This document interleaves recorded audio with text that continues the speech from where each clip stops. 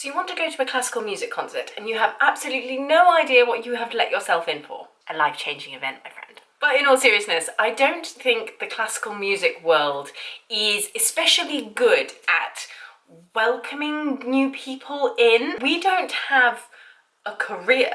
We don't have a job if wonderful people do not come and watch us play. So it's something that I think we desperately need to get better at, which is why I wanted to make this video. If you've never been to a situation before or an event before, why would you know what to do? So I hope this video will answer a few of your questions. If you have any more, just comment them down below. I will get back to you as soon as I can. Let's get into it. A big one that I get asked about is what to wear. To be honest, it kind of depends on what you're going to see.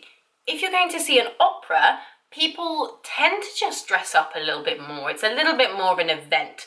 But unless it is stipulated on the tickets, on the website, that it is black tie dress code, you don't have to. You can just wear whatever you want, turn up in your normal clothes, you'll be absolutely fine. If you want to feel a little bit safer, then I would recommend just going smart casual, like smart shoes, that kind of thing.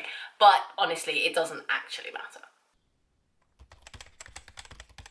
Classical music concerts are generally seated a little bit more formally than if you were to go and see a band, for example. So everybody will be seated kind of in rows, and you can buy tickets in different areas of the venue. Different bits will be more expensive or cheaper depending on how good the view is. I will say though, why front row tickets are so expensive boggles my mind. Worst place to sit. Absolute worst place to sit.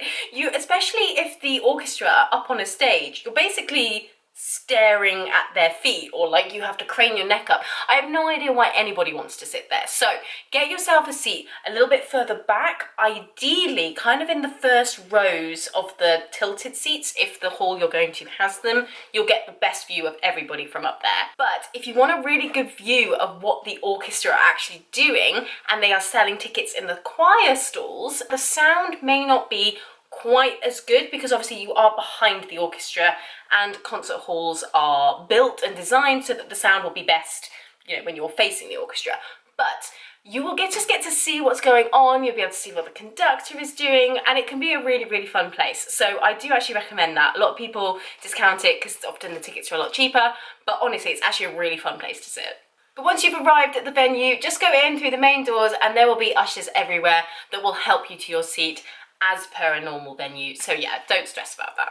And now, the big one, the controversial one, when to clap. Most symphonies will be divided into sections called movements. At the end of these movements, it is traditional that the audience do not clap. That's just because the symphony is a whole work, and often the movements are kind of designed to fit into each other, and it's just generally not done. But what may happen is that the orchestra will kind of relax a little bit, they'll have a bit of a shuffle and a rejig, and sometimes they may retune, and the audience will probably have a good old coughing fit as per usual, but generally people don't clap. Take your cue from the conductor primarily, because when it is the end of the piece and they are completely done and they would like you to applaud, they'll often completely relax. And also just take your cue from the people around you, because a lot of the people there may know the piece very well and they'll know when it's the end and they'll know when it's time to clap. This is also the case for concertos.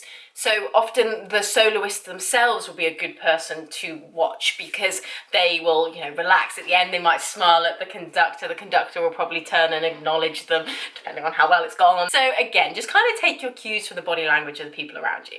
It is worth saying though that a lot of orchestras nowadays do not mind if people clap between movements, and some actually actively encourage it. Who is doing what? This is not a stupid question at all, because it is not entirely clear. So you will have entered the hall and you'll have taken your seat and you'll just kind of probably be chilling, and then the musicians will come onto stage. Now different orchestras do this differently. Some just kind of drift on one by one and it's a bit more informal, and then others will have a bit more of a formal, you all line up in the wings and then you all walk on together and people generally applaud, and you know, it's a bit more, yeah, formal.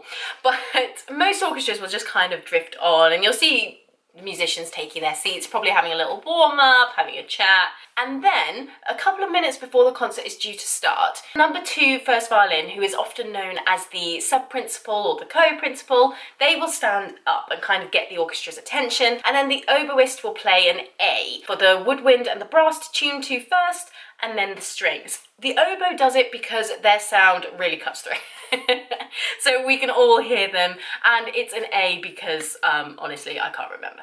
Once everybody has tuned, the principal violinist of the orchestra will walk on, and they will have their own special entrance. Again, they are generally applauded, and they will take a bow before they sit down. Now, a lot of people always ask why this particular player gets special recognition, and in some cases, it's a worthwhile question. But the principal violinist is often also referred to as the concertmaster, and they are basically responsible for the orchestra. They are the spokesperson of the orchestra, they are held to account if the orchestra does not do a good job, and they often have extra solos and things. They're the one that will liaise with the conductor on behalf of the orchestra. Therefore, there is a big responsibility on their shoulders, and that's why they get the special recognition. And then the conductor themselves walk on stage, and most of the time the orchestra will then stand up and acknowledge the audience as well. And then the orchestra themselves will sit down, and sometimes the conductor will address the audience and explain a bit about what's going on. I love doing those concerts, and I think it makes it far more accessible to everybody. Then they will turn around and begin the concert. Why do musicians wear black? Now, this is primarily so that we don't detract from the music. The music is the star of the show, and so, especially in orchestras, you are very much part of a kind of one homogenous group that is presenting this music to the audience. So the whole point is that we kind of blend into each other and no one player particularly stands out. This has become a slightly more, not exactly controversial topic, but it has become the subject of a bit of discussion most recently, because now a few ensembles are very specifically going against this, which I think is really cool, because they're just sort of asking the question on why these things are there. There are certain modesty rules that a lot of orchestras have in place, and they're just kind of asking the question against why those things have been put in place, which is really cool. But most orchestras do stick to the all black. It's also kind of helpful because we all own a lot of black clothing by this point, so it actually just makes life so much easier. So there's a brief overview of what you can expect from going to see a classical concert.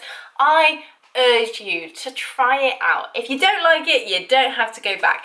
But I would really recommend that you start with things like film music concerts and musical shows, that kind of a thing, because they are just a little bit easier to engage with and just maybe a little bit more fun, if I'm being honest. So check out what your local hall has on. There will be something that is right up your street. I really hope this video has been helpful. Please do give it a like, subscribe to my channel if you would like to see more from me, and I will see you guys in the next one. Bye!